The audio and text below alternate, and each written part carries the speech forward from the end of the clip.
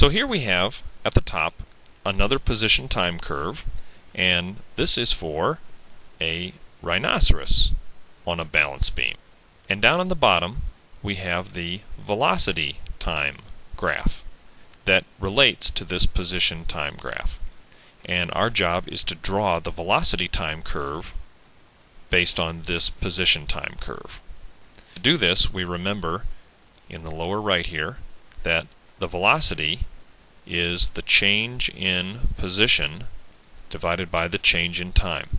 In other words, the velocity at any time is the slope of the position time graph at that time. So what we'll want to do is find the slope of this portion of the position time graph.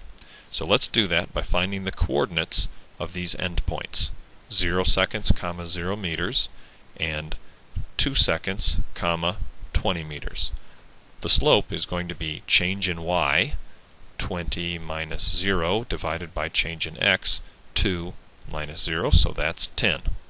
And that velocity is constant for those 2 seconds of time. That's a quite rapidly moving rhino. I would stay out of its way. The next portion of the position time curve is this horizontal portion. The coordinate of this endpoint would be 4 seconds, 20 meters. So what is the velocity of this rhino during those 2 seconds? Again, it is the slope of that curve, which is 0.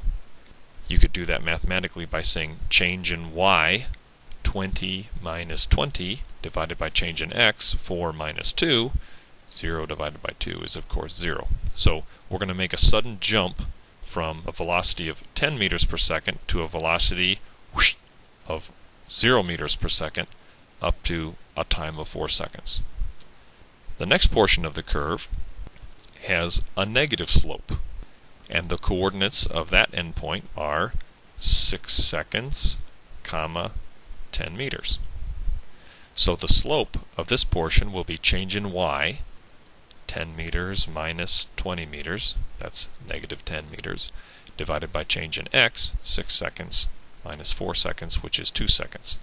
Negative 10 meters divided by 2 seconds is negative 5 meters per second. Which means that this rhino is now starting to go back to the origin. It's heading in the other direction. We see that from the negative velocity. Then, in the last portion of this position time curve, we end at 8 seconds. He's back to the origin where he was.